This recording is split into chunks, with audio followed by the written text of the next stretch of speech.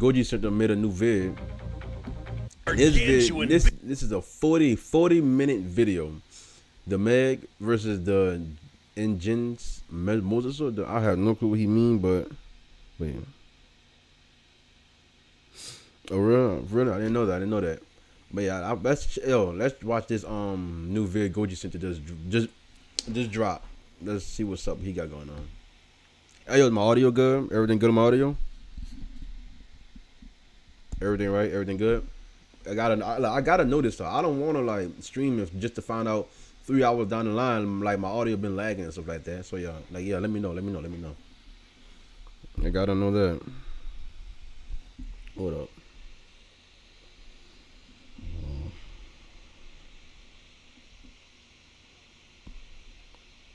All right, there we go. Let's watch this video. Beasts will crash courses in a battle of epic proportions. On one end, a colossal predatory shark, once thought extinct but brought to the surface, emerging from the depths to inflict destruction and doom. This, ladies and gents, is the Meg. You said, do I got the new warrant? Nah, I didn't get the new warrant. You see, yesterday, look, when the warrant was released, I didn't get the chance to actually get into it because I had to do stuff. But I was able to do one. I'm on my second, but I'm not playing it right now. On the other end, a genetically modified monster brought back to life after being extinct to inflict terror and awe on anyone who lays eyes on it. This is InGen's Mosasaurus. This episode will cover all their battle attributes, speed, now that I really think about it, weapons, and more to determine the outcome in a fight to the death between. Like, I haven't seen the Meg 2. I seen the first Meg, but I haven't seen the second Meg. People say, look, I want to watch it. I really do want to watch it, but I'm gonna wait for me to actually watch it. So.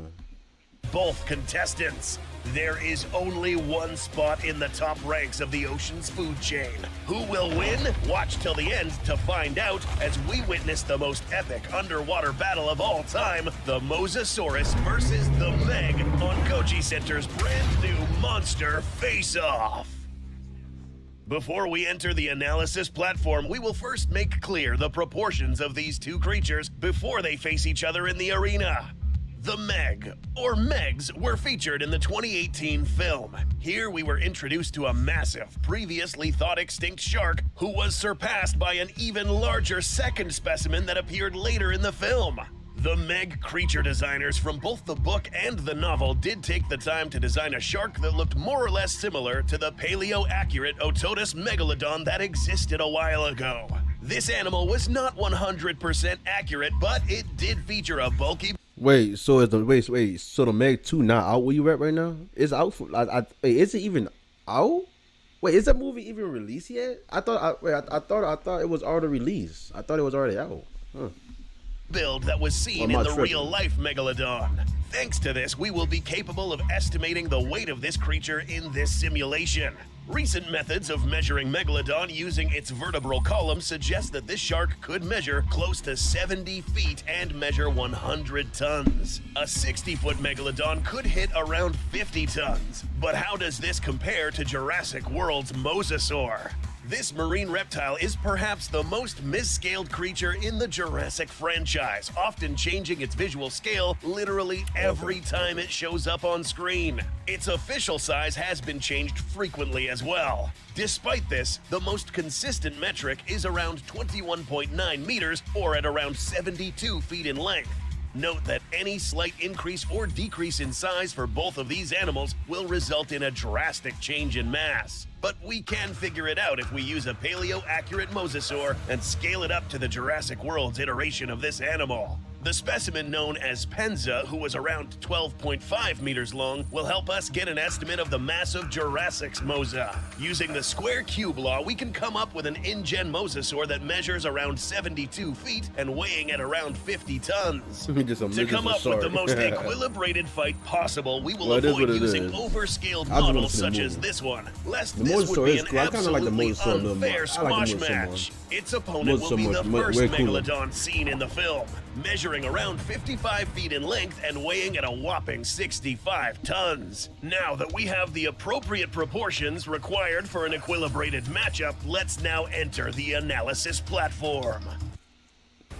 Come on, dude. War Really? Thunder now.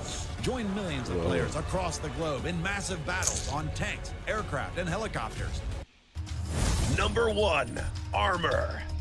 This attribute analysis will determine which one of these beasts' armor can take and repel damage better than the other. The MEG and its extinct ancestor both seem to have a smooth, unarmored layer of skin.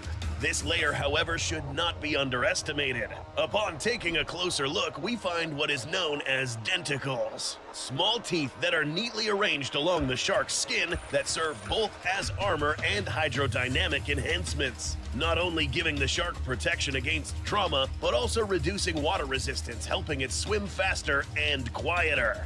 These thick hides were useful for both protection and body temperature insulation, meaning that it had to be thick. At around 8 inches of hide underneath the scales, thickest around the belly and neck. This layer or armor wrapped around a thick muscular creature would make it most difficult to bite on. But how does this InGen Mosasaur compare to the MEG? It's worth mentioning that the real-life Mosasaur and InGen's differ greatly when it comes to armor. The real extinct Mosa had scales that ranged in shape and size. Some even evolved to resemble shark denticles, which were also used to swim quietly underwater. This changes greatly when it comes to this genetically modified creature. InGen's Mosasaur differs from the real Mosasaur by having an array of osteoderms aligned on its back. Osteoderms differ from scales given that their bony composition makes them a bit more resistant, and these usually come with thicker layers of hide to firmly hold these in place. I'll assume like the way I see it, I'll assume like the Mosasaur have more of a defense type of have the defense advantage. That's what I'll say. Different layer of armor that will be a lot more difficult to bite through. However, this also comes with its drawbacks. Having these protruding formations only means that unlike the shark, this guy will be creating greater water disturbance while swimming. In other words, this guy is going to be a loud swimmer, making the act of sneaking up on the shark almost impossible.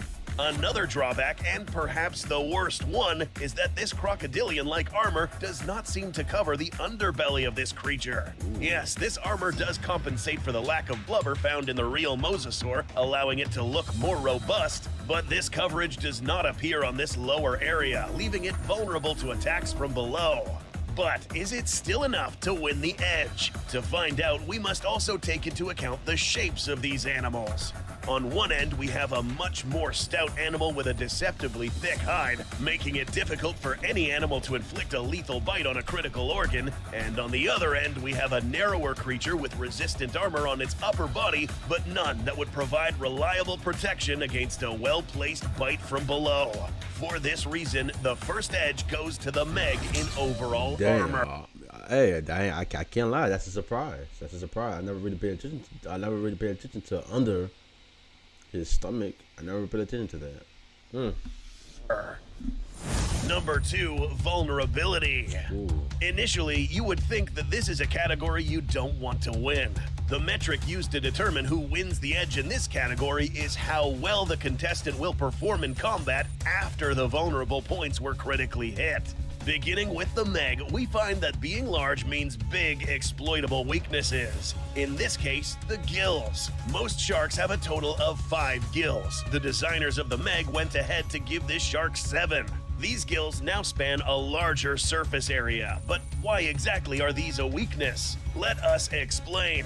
Gills require some degree of flexibility to function. After all, their purpose is to allow water to come through, allowing these creatures to intake oxygen. To allow this, sharks have thinner skin to allow said flexibility, which also makes the organs underneath more vulnerable and easily exposed if injured.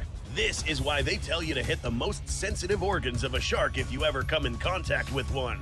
But will the Mosasaurus know to target this? In the real world, dolphins exploit this weakness by ramming them specifically on this area. Orcas take— I swear, dolphins are just jerks. Like, dolphins will really sit there and bully like an animal that don't do nothing to them. It just mess with them. Like, hitting like bump into their gills or just do stuff the animal wouldn't like. Dolphins are real jerks. Take this a step further and literally bite these off, or sink their teeth into the shark and flaying them alive. In the real prehistoric era, Mosasaurus and Tylosaurus did not coexist with Megalodon, but were acquainted with other big sharks such as Cretoxyrhina, which suggests that they did know how to defend themselves against such animals and probably figure out weaknesses over time, just like modern-day dolphins and orcas. Note, however, that if the Meg does get hit or gets his gills injured, he does still have another set of working gills on the opposite side of its body. It will be distractingly painful and would probably affect its stamina, but it's not enough to render this shark useless. Injure both sets, however. You said orcas are super friendly to humans. I ain't trying to figure that out. I ain't getting nowhere near orca. I don't care if the orca name is Princess. I ain't getting close to no damn princess. No, you good. I ain't getting close to that. Nope. And we have a problem. Upon observing the overall build of the Mosasaur, we find that in this specific fight, it might actually have several weak points. Megalodons, and most definitely this fella, would over time learn to target the body parts that would aid its prey in locomotion, the tail and flippers. So, functional?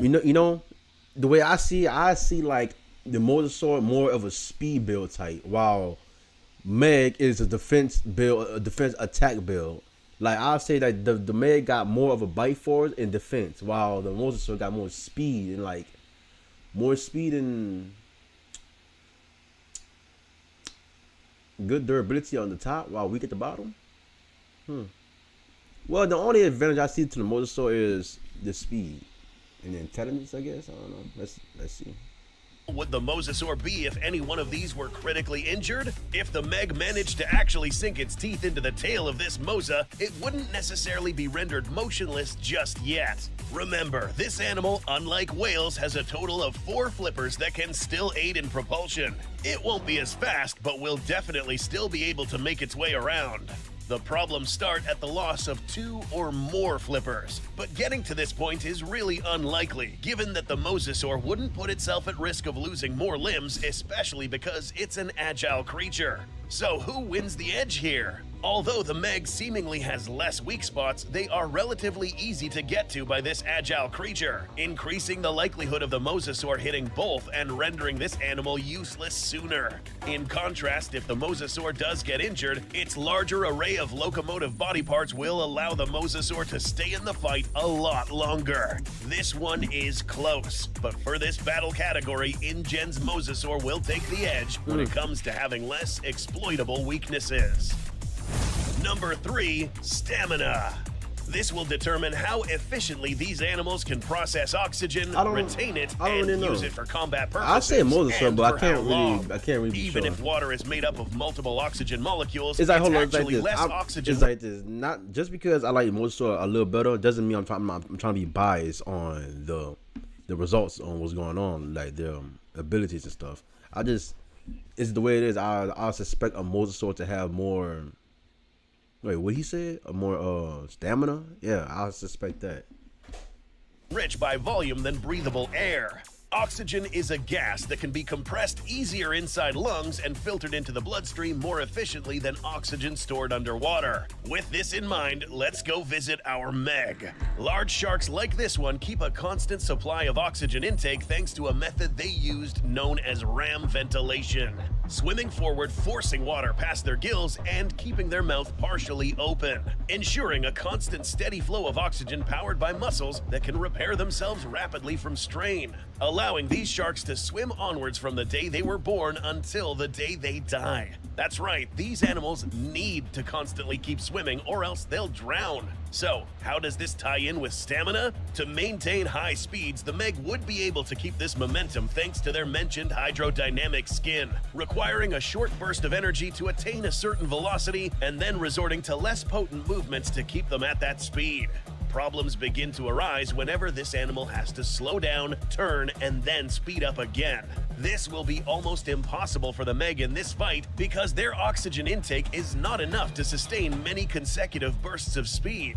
In the real world, this is reflected by sharks' all-or-nothing approach when hunting. Committing to the initial attack, if it fails, then they will retreat and wind up enough energy and momentum for a second attempt.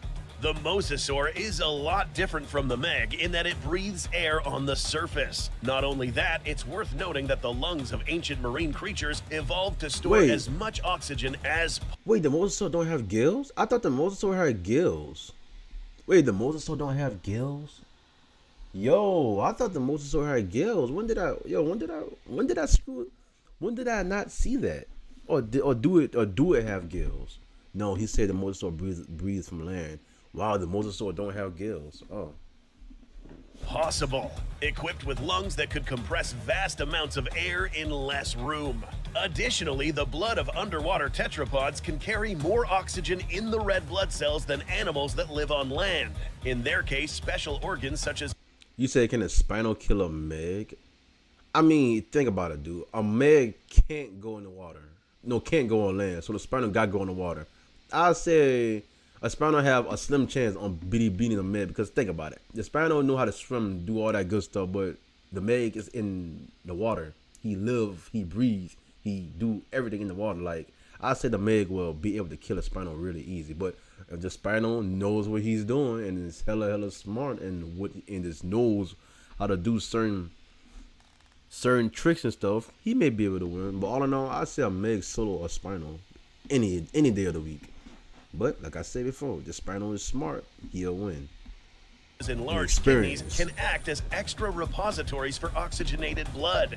Sort of like a diver's tank, this lets marine tetrapods exercise prolonged movement, more than an equally sized fish. In this fight, the Mosasaur, if not critically injured, would be able to have enough energy and stamina to maintain a relatively active fight, moving around and changing directions faster and more efficiently than the MEG.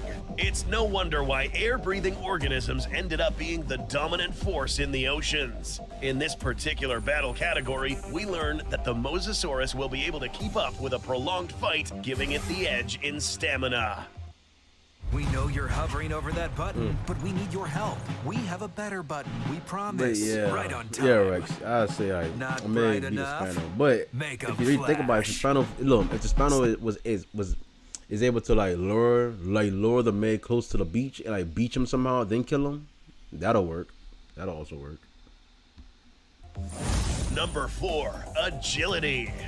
In this category, the one who takes the edge will be decided by the following metric. Oh, that's How quickly Mosasaur can for these real. animals turn around Oh, that's and redirect Mosasaur. their momentum? That's The Mosasaur. MEG in the film seems to be pretty agile and nimble for an animal of its size. It has been seen to make 180-degree turns and change their ascent and descent along the y-axis pretty fast. But will this be enough to win the edge? This shark steers largely with just pectoral fins and a static dorsal as compared to the Mosasaur's 4 flippers. An important factor to take note of is its range of movement. Remember, sharks need to move forward for proper oxygen intake through the gills, meaning I that ain't the gonna lie, MEG I would cannot be a move hella backwards. shocked if Mosasaur That's don't right, sharks work get only this with one. unidirectional flow. Like, I meaning will be shocked. I will really be flabbergasted. I'll feel bamboozled if the Mosasaur don't get a point on this one. Remember, y'all, I'm not being biased on none of this. I'm not trying to be biased at all. I'm not trying to be biased. If the MEG win, he wins. If he don't, he don't. Like, it is what it is. oxygen exchange requires because I don't want people saying like I'm being biased, saying I'm picking favorites and stuff. Even though the Mosasaur is my favorite, I'm not trying to be biased. water flow over the gills exclusively from the front, which puts a hard limiter on this shark's range of motion. Or worse, if this animal is shoved backwards or not allowed to move, this animal could potentially drown. That is, for a long time, since shark's blood can store lots of oxygen. The Mosasaur, on the other hand, can steer with 4 sets of muscular broad flippers that serve as very functional steering devices, allowing this animal to not just swim forward, but also sideways, upwards, downwards, and even backwards. In addition to that, this creature's flexible body will allow the Mosa to change direction much faster, in contrast to the MEG's wider turns. Mixed with this animal's greater stamina, the Mosasaur would be able to recuperate its speeds once switching directions as well. For this reason, the Mosasaur will once again take the edge when it comes to agility. But will the Mosasaur keep this streak when it comes to how fast they move? Number 5, speed. Well, that's Mosa. The metric, testing how quickly both animals could move in a linear trajectory. But in this fight, this will be even more important because we will use this to determine how much momentum and impact power these two could wind up in a collision, as well as if they will be able to pull off a tactical retreat. When moving at high energy efficient cruising speed, the real-life Megalodon was already one of the fastest sharks to ever exist. Its highly hydrodynamic body and inertia allow this animal to hit speeds about 20 knots or 23 miles per hour. If this figure fails to impress, consider that bottlenose dolphins, who by the way are considered some of the fastest animals in the sea, are a knot slower than a real-life Megalodon. The MEG? Well, this guy has shown evidence of being able to swim much faster, capable of reaching speeds enough to catch up to whales, motorboats, and even jet skis, and make it jump out of the water with ease. Maybe not as high as a modern-day great white, but considering the weight of this animal, these speeds could in fact surpass the real-life Megalodon. How does this compare to the Mosasaur? Recently, a survey commissioned by the team behind the series known as Prehistoric Planet managed to conclude that it was possible for the Mosasaur to burst to speeds that would clear 75% of its body length in just 1 second. Up to a whopping 30 miles per hour in a burst of speed, and anywhere between 15 to 25 miles per hour in cruising speed. However, that's taking into account an animal that has close to no water resistance thanks to its smooth, streamlined body and a full fluke on its tail with enough surface area to push the required amount of water needed to propulse itself forward. The issue here is that InGen's Mosasaur is not only bigger, but would be heavily slowed down by the osteoderms that inflict water resistance. Yes, these small formations are actually a big deal when it comes to underwater locomotion. As this animal makes its way through the water, these osteoderms would hold up the water sifting along this animal's body, producing something known as drag. This doesn't mean that InGen's Mosa is slow, though, for an animal of these specific proportions can allow better inertia to build up and easily maintain a top speed of more than 17.4 knots or 20 miles per hour, perhaps a bit more. The advantage for the Mosasaur is its ability to reach these speeds in less time at a higher rate, but will this be enough to win the edge? These giant creatures able to go on that fast, it doesn't matter. That's scary, dude. Imagine if both these dudes was alive to this day. The Mosasaur, the Megalodon, the Leviathan, hell, even Cthulhu, if that thing was even real. But that's terrifying, for real. Underwater mobility during combat is different from on land in that both contestants will it's like underwater, like beneath the ocean is a whole different world. It's a different world. We're so simple-minded on the world, our world on land, but beneath us, beneath the ocean, but that is some dark territory down there, bro. You cannot. I remember last time they say the human race only discovered 5% of the ocean floor. That's crazy. 5%. 5%. That is little. Heck, it's been many years now. It might be on 6%. I ain't gonna lie. The download speed for us discovering the ocean floor, it is terrible. It's terrible.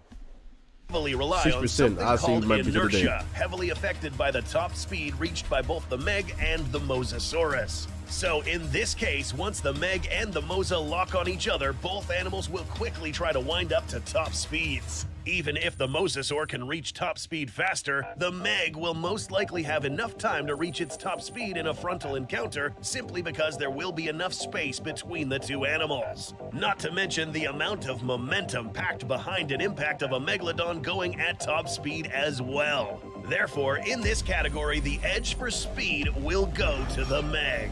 What? Number 6. What? I mean, I mean, it ain't nothing bad about it. I'm just surprised. I'm just surprised. Senses. Because both of these animals will fight in the vast open ocean, detecting each other's whereabouts is imperative to increase the likelihood of surviving this encounter. The Meg, along with other sharks with comparatively broad muzzles, they might still be alive. It's a small chance. They just don't come up to the top, or they do come up to the top. We just never see them. Don't necessarily have binocular vision, but do achieve this by moving their heads side to side, giving them an overlapping field of up to 44 degrees. But one thing is being able to see, but another is to be able to discern what you're looking at. Sharks, unfortunately, aren't all that great at this, especially up close. This is the chief reason why sharks mistakenly attack humans on surfboards or even inanimate objects such as small boats for small whales or seals. At a distance, sharks will be able to tell what something is. Rough silhouettes will be detected as both food or threat, but up close, things become even more blurry. The Meg, however, did show some signs of better than normal close-range vision, given that it did identify the organism that was causing it pain in this scene. This could have been seen as a somewhat blurry image still. After all, it is mentioned in the novels that most of these Megs were in fact blind. These Megs in these film adaptations are an exception. Additionally, sharks have small electroreceptors known as ampulla of Lorenzini. They might well go blind small then, mucus if they or can't really gel-filled see. organs dotting the skin of sharks allow these to pick up. Hey, the evolution of sharks should just go for them having eyes to not having no eyes and increasing their smell and senses to the extreme, like increase that to the max while taking away the eyes. They can't see, but they can smell so good. They can pinpoint anything in the ocean, stuff like that. A big sacrifice for a big advantage. Up electrical signals caused by muscular movements of any surrounding creature. These are even present on the sides of sharks known as neuromats, acting as the inner ear cells of this shark. But how did this Meg navigate through its deep and dark habitat? It's possible that the Meg evolved traits found in modern-day deep-dwelling sharks, using a combination of their eyes to dim light contrasts and the ampulla to detect surrounding movement. Additionally, these guys have an infamously good sense of smell, not only picking up blood from miles away, but also distinguishing the scent of specific prey animals using other substances such as oil or loose skin cells or scales. This isn't particularly useful in combat, but will allow the Meg to detect the Mosasaur long before the Mosa detects him.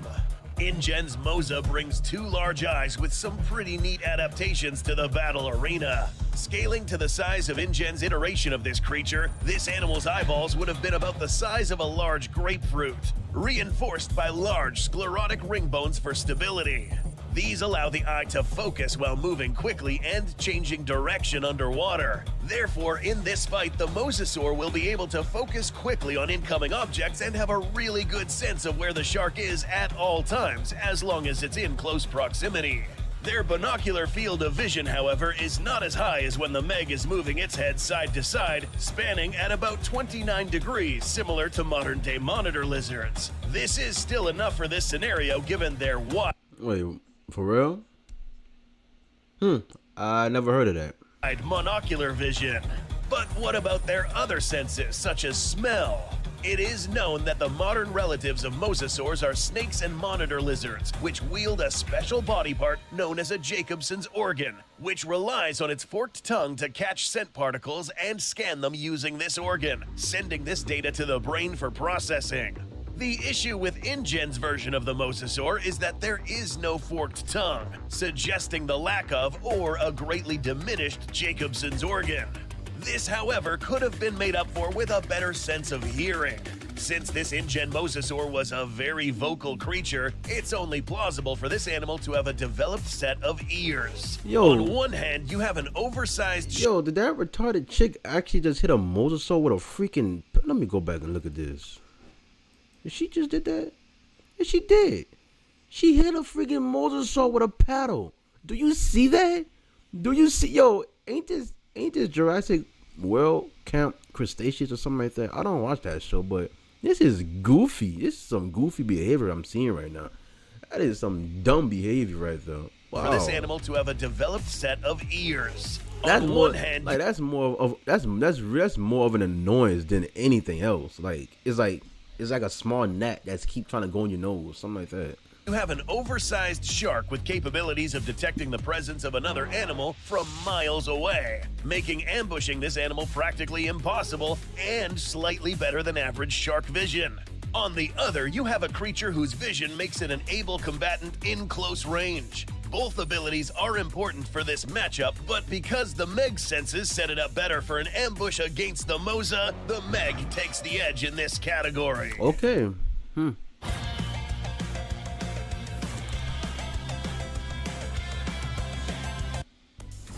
Number 7, intelligence. Ooh, you know, I would say sharks. I would say shark is smart. Sharks are smart, but let's see what Mosa got. The myth that sharks are mindless killing machines is a thing of the past, and there is much evidence to suggest that the real-life MEG may have been just as intelligent as the MEG seen in the film.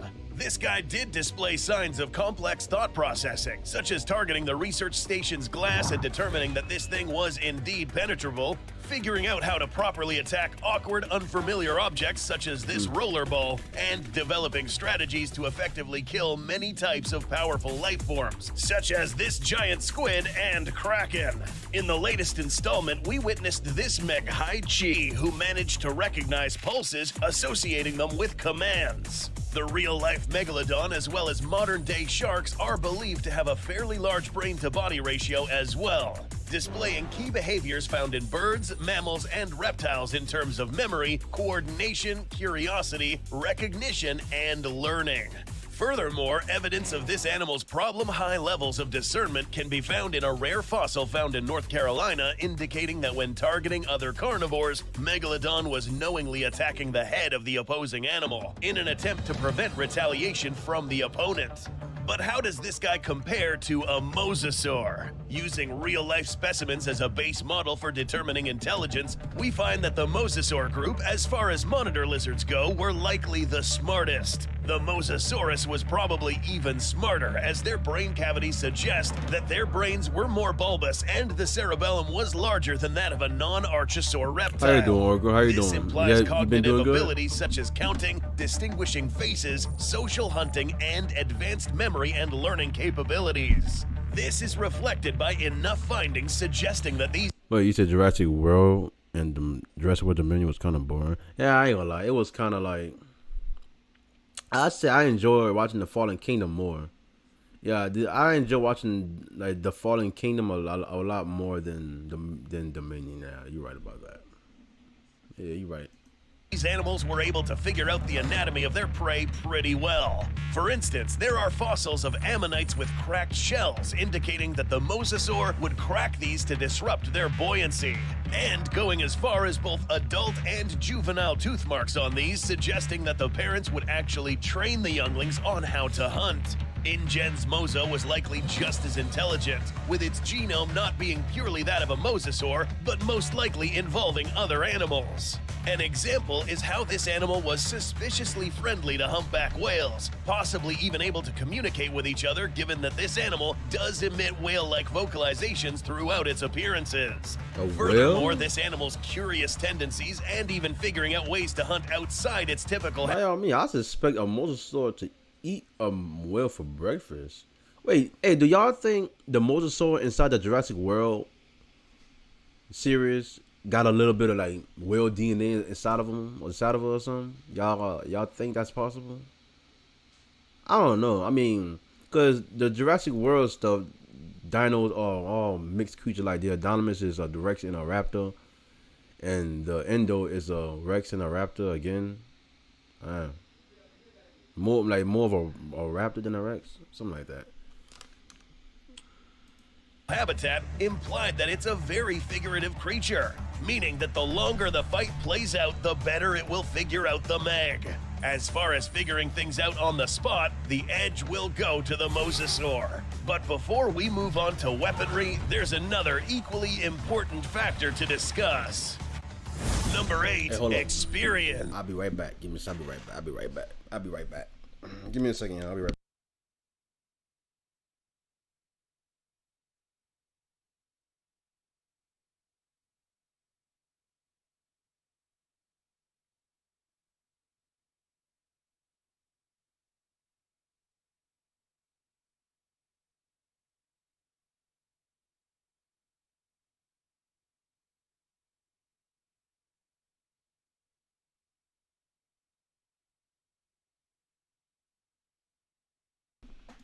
Alright, I'm back.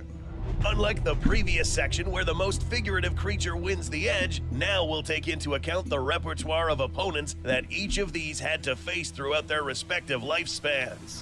It is unknown how long these Megs have lived underwater, but taking into account where they come from, they are not only familiar with what is down there, but also familiar with the effects of different depths. This Meg, unlike the real-life Megalodon, had a few biological traits changed. These specimens had a much higher tolerance for cold, low-visibility waters. Its familiarity with this environment would mean that if it took the fight to deeper water, it would most likely have an edge down here. Additionally, this Meg was accustomed to fighting other large hostile creatures that thrived in the depths of this trench, unlike the Mosasaur, who really never faced another underwater sea monster of this category. The Mosa spent a big chunk of its life alone in her enclosure. After her escape, the biggest animal she could have encountered was a blue whale, which isn't going to be the type of animal to pose a huge threat to the Mosa. If we take a look at a speculative repertoire of the opponents these two probably had in the past, we find that the Meg would have the edge when it comes to combat experience. It is now time to take a look at these animals' weapons.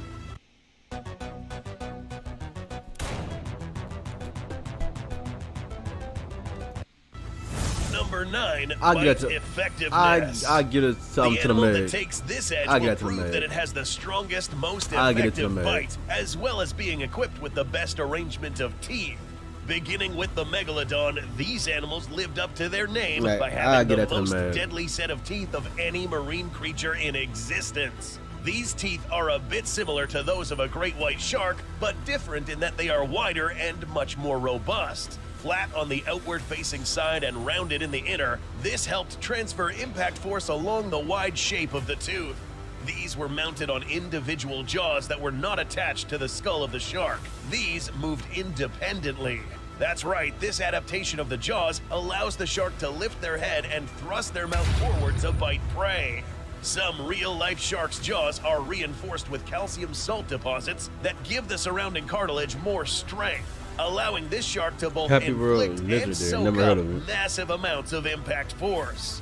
But what about the bite force? It is estimated for Megalodon's jaws to reach 25,000 psi at the front of the jaw and a whopping 42,000 on average at the back of the jaw, close to the muscle attachments. Note that if this shark does land a bite, most of the force will be inflicted by the front part of the jaw based on how these work. But the damage has just begun. After clamping its teeth, this shark would shake its head, thrashing at the victim, leveraging the sharp edges of these teeth to literally saw off a chunk of flesh. Avoiding massive amounts of blood loss is impossible after getting clamped on by these teeth. After all, this was the animal notorious for rushing whales down and biting their tails clean off. This scene here is entirely plausible in real life, given the resistance of these teeth and the power of this bite. So, how does InGen's Mosasaur compare? Just so happens that the Jurassic World website back in 2015 listed the Mosasaur's bite force at 13,000 psi, a bit higher than that of a T-Rex.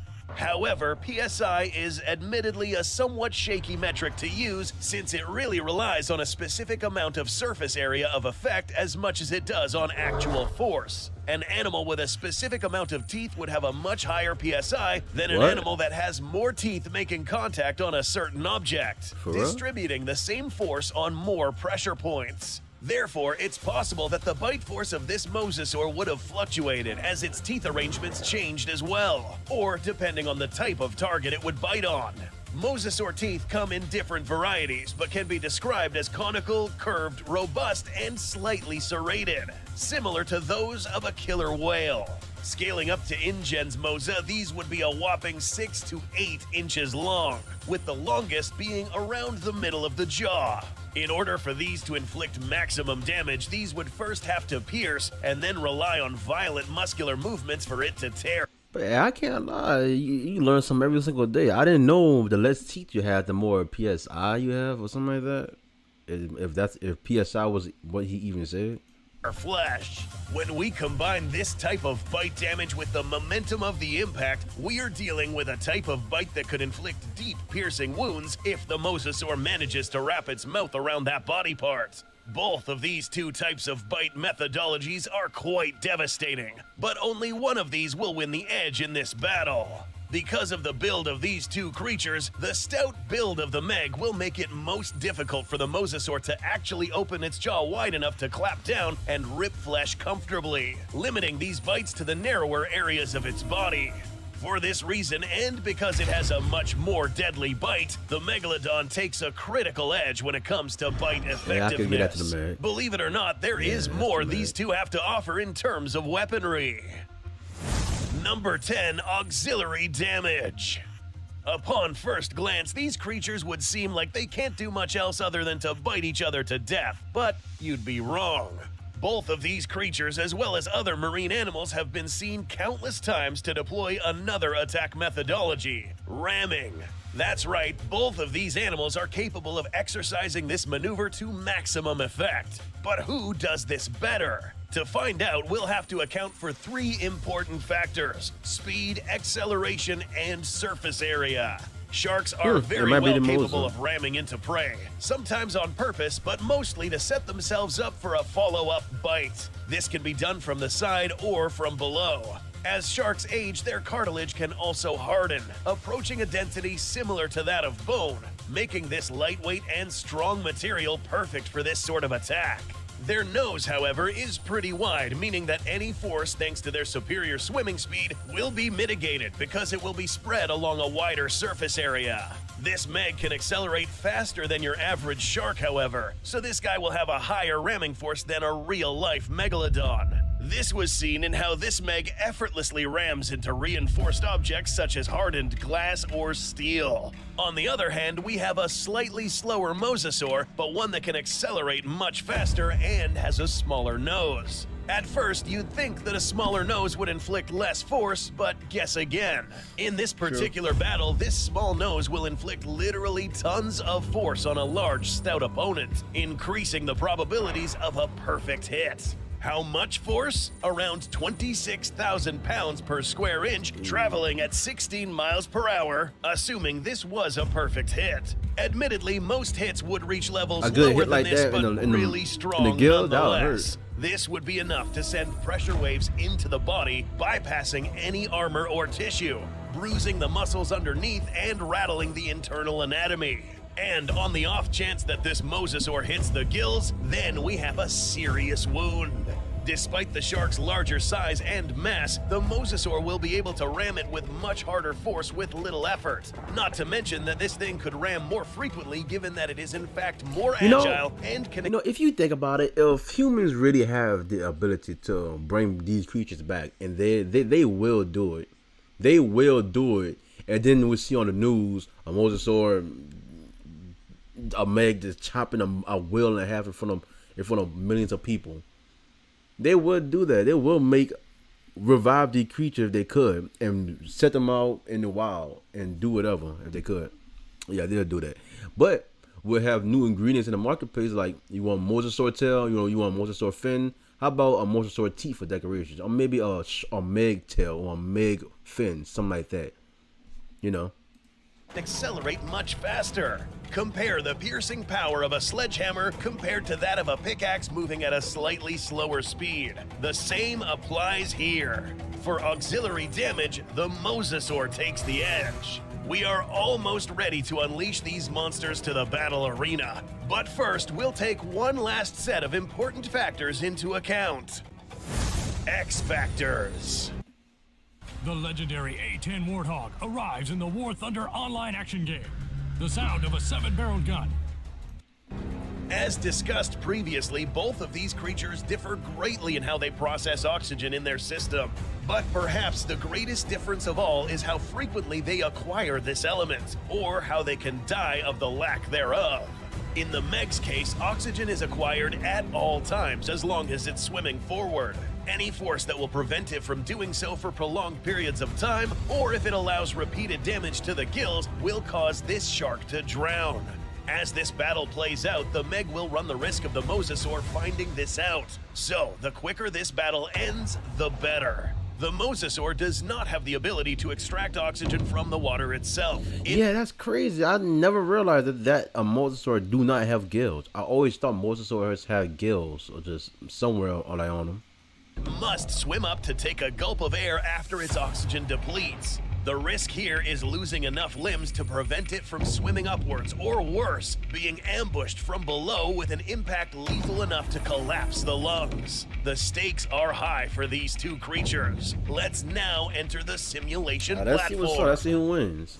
We are now ready to throw these two monsters in an underwater battle to the death. The MEG, with its massive, stout, and heavy body and weapons, wins the edge on armor, speed, battle experience, senses, and bite effectiveness. The Mosasaur, with its slender, agile build and deadly weaponry, wins the edge in being less vulnerable, greater stamina, agility, intelligence, and auxiliary damage. The watery arena is ready. Coming up, the MEG versus InGen's Mosasaurus.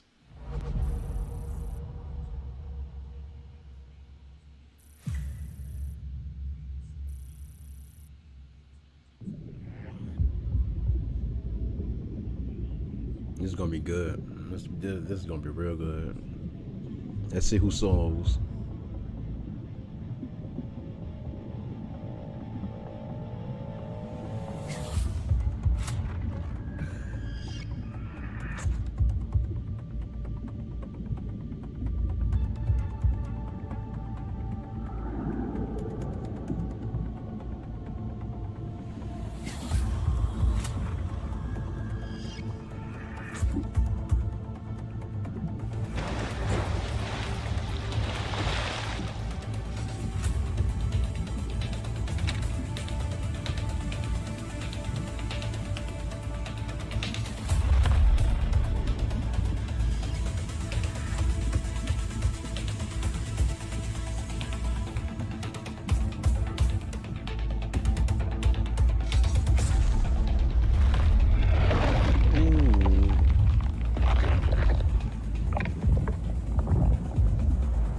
He lost that fin. That fin gone.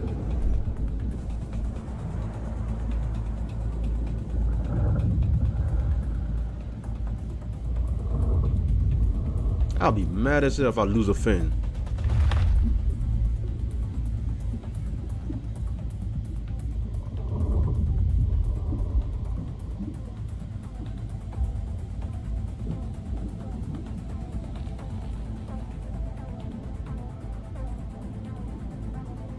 Ooh, if he get your stomach, you done for, like, for real. If he get his stomach, he, ooh.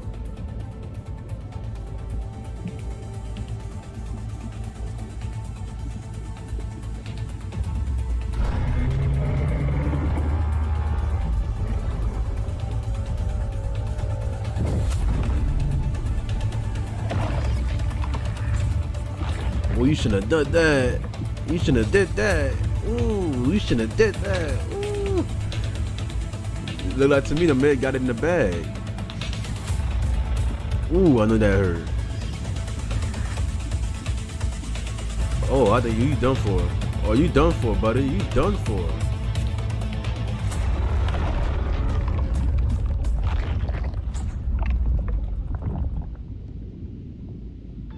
Oh yeah, Meg won. In this confrontation between these two animals, the MEG ended up as the tough. indisputable victor. So Meg why won. did the shark win? Upon further analysis, we find that both corporal armor and bite effectiveness were the battle attributes that weighed heavily when it came to determining the results of this battle. Because the shark has the higher likelihood of detecting the Mosasaur first, this battle scenario began with the shark attempting to ambush the Mosasaur. Near miss. The Mosa manages to dodge the attack. After committing to the first charge, the MEG now continues swimming to wind up momentum for a second assault. But the Mosa strikes first. Having a stout body and thick skin is always helpful, and the Mosa lets go of the shark and resorts to ramming. The shark, aided by the impact, now turns enough to shred through the Mosa's hind flipper. The Mosasaur has never felt anything like this before. Panicking, she swims away, but now picks up on a weakness. The MEG now initiates a tactical retreat, but the Mosasaur is not finished. Knowing that these are a weak spot, the Mosa reaches for the gills, but the shark's increasing speed only limits the damage inflicted by the Mosa. We are now in deep water, a dark place where the shark takes full advantage. That's where she messed up. She followed him. That's what she messed up. The Mosasaur now knows where this shark is, and both find themselves committed to a frontal attack. The hardened head of the MEG proves too hard to bite through. Yeah, she messed up twice by trying to face tank him and follow him into the deep water. Two times you messed up. In doing so, it gives the shark enough time to wind up the last attack. There's no swimming away from this one now. Taking form as a combination of a hellish amount of saw-like teeth and a heavy body carried forth by high speeds, this shark managed to land a blow to the side of the Mosa. This provides little to no resistance to this sort of experienced Mosa, yeah, I'll say that. An experienced Mosa. Ribs into the soft belly, spilling everything out. The Mosa met its end at the jaws of this megalodon. But regardless of the outcome, there is no doubt that had these two swam our oceans, we'd be witnessing one of the most epic ocean battles in history. Like a more experienced Mosa, Special thanks to our team of researchers, animators, artists, and... But yeah, I ain't gonna lie. Mosa messed up 3 times. First, she followed him down into the water. By the following him down, that's even messed up. Then she lost a fin. She couldn't swim that fast. And as she tried to go back up, and then she really attempted to ram face tank. That was a bad idea. That was truly a bad idea. But yeah, that was good though. That's good. That helped us bring this fight to life. That was good. If you want to see more of these fights and look at some behind the scenes, please consider becoming a member of the channel, buy merch, or simply hitting that subscribe button. Thanks for watching, and we'll see you. Yeah, that deserves a like. I ain't gonna lie. Yo, I ain't subscribed to him? Hey, yo, what? I thought I was subscribed to him already. That was good, but...